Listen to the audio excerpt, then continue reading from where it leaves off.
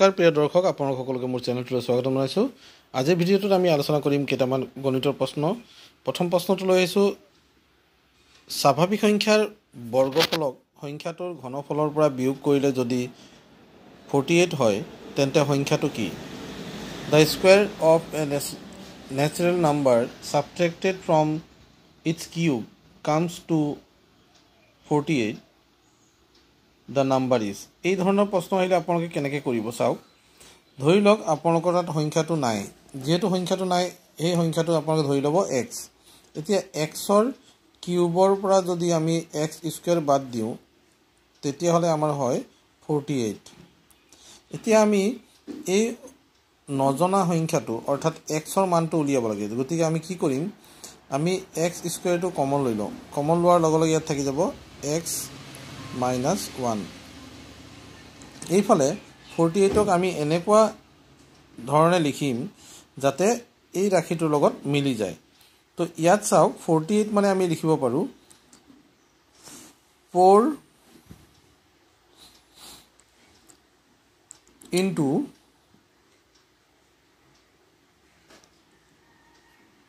12 4 into 12 বুলি লিখিব পাৰিম। আমি 3 into 16 বুলিও লিখিব পাৰিম। এতিয়া কোন দুটা উৎপাদকে আমাক এই ধৰণৰ এক্স স্কুৱেৰ পূৰণ এক্স মাইনাছ 1 ধৰণৰ ফলাফলটো দিব। যিহেতু 4 into 12ক আমি ইয়াৰ লগত মিলাব নোৱাৰোঁ, আমি এই 3 into 16ক মিলাই দিম। চাব 3 into 16 যেতিয়া মিলাম তেতিয়া কি হ'ব, 3 into 16 মিলাবলৈ যাওঁতে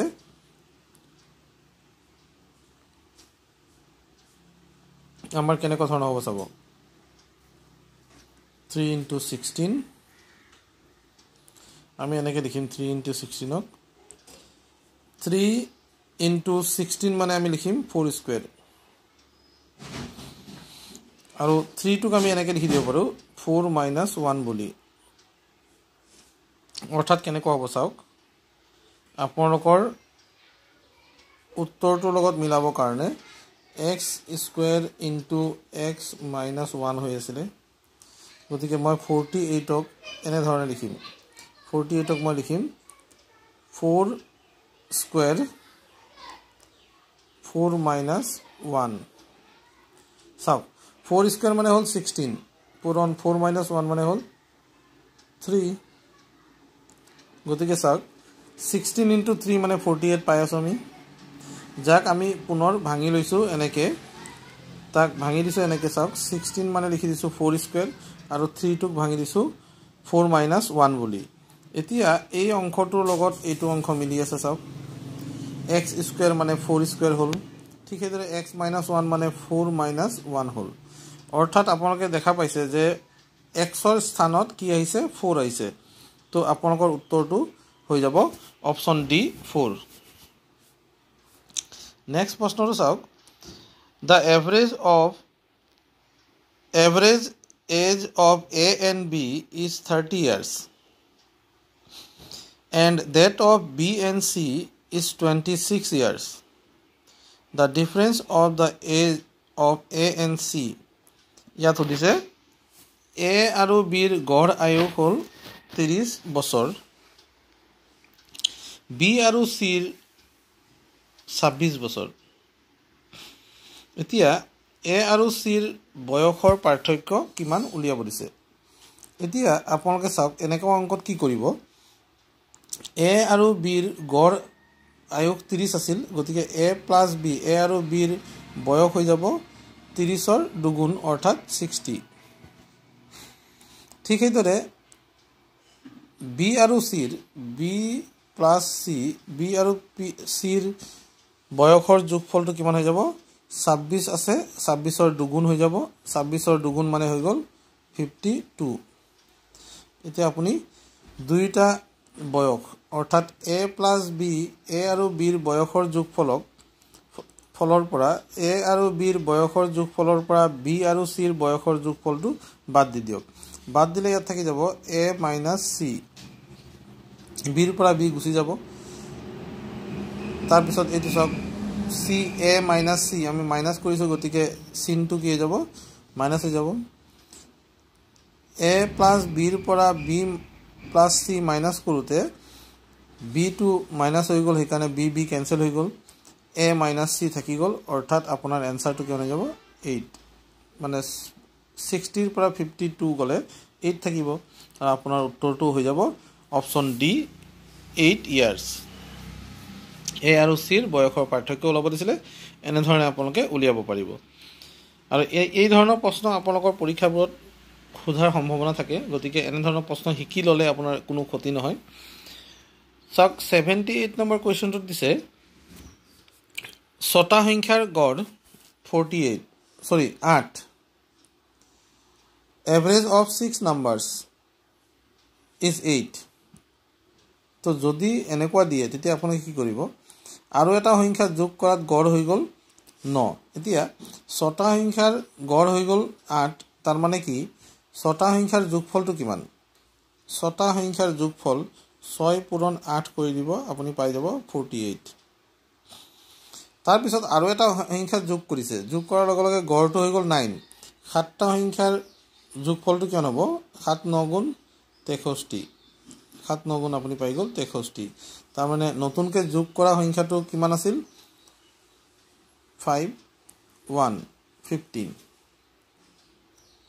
দেখিলেনে? নতুনকৈ যোগ কৰা সংখ্যাটো হৈ গ'ল আপোনাৰ 15। কেনেকৈ? 3ৰ পৰা 8 নাযায়, 1 ধাৰ কৰিলে 13ৰ 8 গ'ল থাকিল 5, 5ৰ পৰা 4 গ'ল থাকিল 1, অৰ্থাৎ নতুনকৈ যোগ কৰা সংখ্যাটো হ'ল 15। অপশ্যন এত আছে। তাৰপিছৰ প্ৰশ্নটো চাওক, অকণমান ভাবিবলগীয়া প্ৰশ্ন।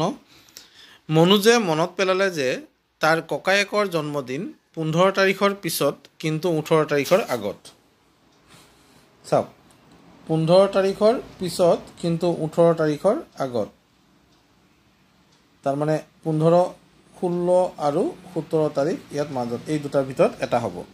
ঠিক সেইদৰে ভনীয়েকে মনত পেলালে যে 16 তাৰিখৰ পিছত কিন্তু 19 তাৰিখৰ আগত, তাৰমানে কি ভনীয়েকৰ মতে 17 তাৰিখ আৰু 18 তাৰিখৰ ভিতৰত হয়। এতিয়া দুইটা যদি চাবলৈ যায়, 17টো দুইজনৰে কি আছে?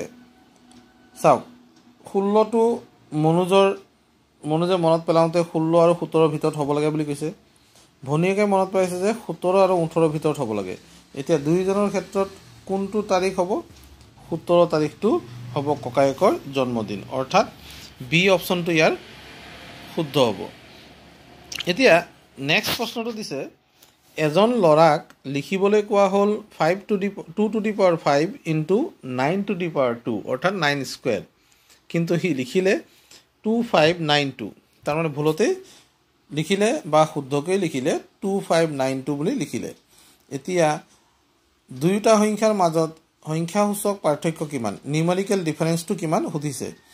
এতিয়া আমাৰ এটা সংখ্যাটো আমি পালোঁ 2592, আৰু 2 to the power 5 পূৰণ 9 স্কুৱেৰ মানে কিমান আমি উলিয়াই ল'ব লাগিব। 2 to the power 5 মানে হৈ গ'ল 2 to the power 5, ইয়াৰ অৰ্থ হ'ল 32, আৰু 9 স্কুৱেৰ মানে হ'ল 81। এতিয়া এই দুটা পূৰণ কৰিলে আমি কিমান পাম? এতিয়া চাওক, ইয়াৰ পূৰণফলটো হ'ব 3 2, 1 2 গুণ 2, 1 3 গুণ 3, 8 2 গুণ 16, 8 3 গুণ 24, 1 25।